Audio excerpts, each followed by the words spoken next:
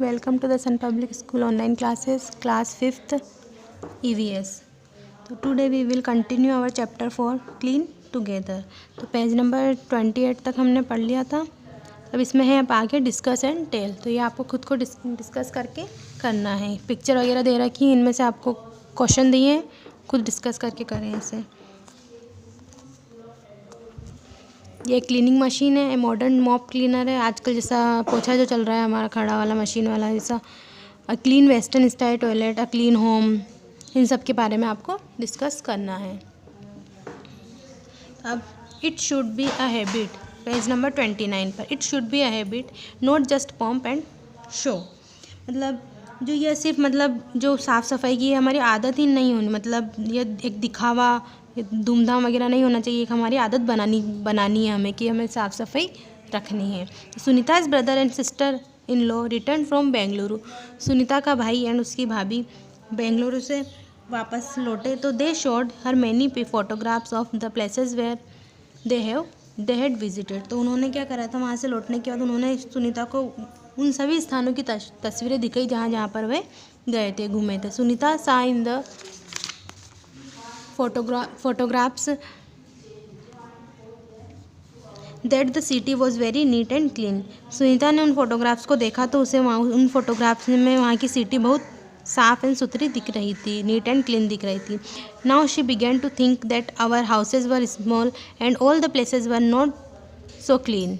तो वह उन फोटोग्राफ्स को देखकर सोच रही थी, वह सोचने लगी कि जो मतलब यहाँ पर जो हमारे यहाँ के जो घर हैं वो बहुत छोटे हैं, एंड ऑल द प्लेसेस, और यहाँ के जो भी सभी स्थान हैं वह क्लीन नहीं है. जितने उन पिक्चर्स में वहाँ की जगह जैसे क्लीन थी ऐसी क्लीन हमारे यहाँ पर नहीं है. ब्रदर्स फ्रेंड, उसके भाई के दोस्त, whose place her brother and sister in law had been to. मतलब जो जहाँ पर वह रहते थे उसके भाई के दोस्त के यहाँ पे, तो was about to come to the village after some time. तो कुछ समय बाद वह वहाँ पर उनके गाँव में आने वाला था. He would not like the house as it was at present. वह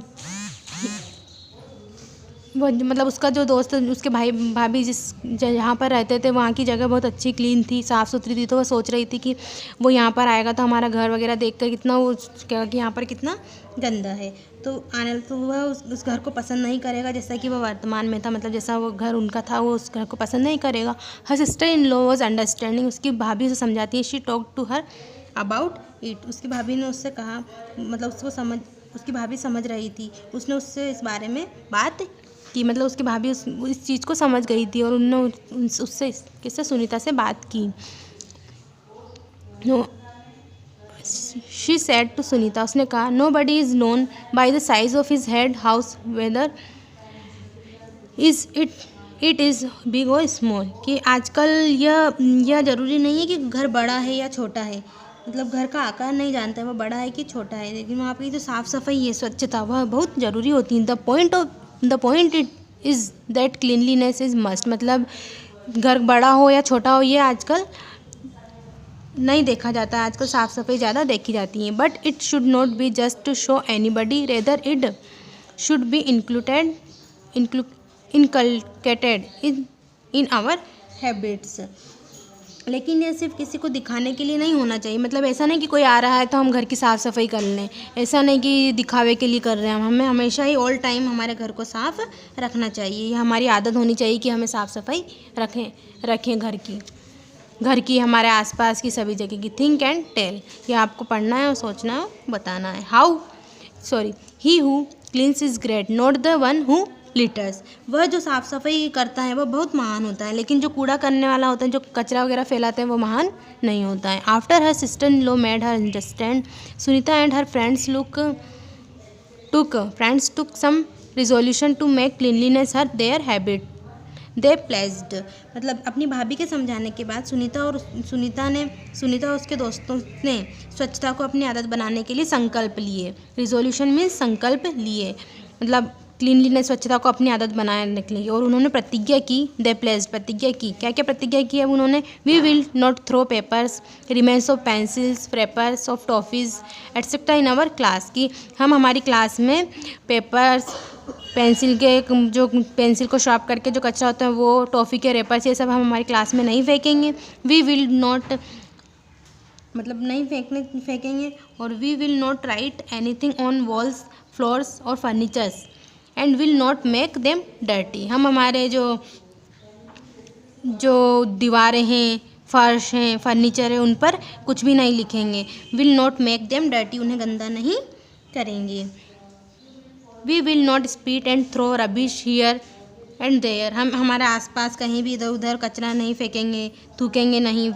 स्पाइट मीन्स थूकना, कचरा नहीं फेंकेंगे, थूकेंगे नहीं। We will bath every day and wear clean cloth, हम डेली प्रतिदिन एवरी डे नहाएंगे और साफ़ सुथरे कपड़े पहनेंगे।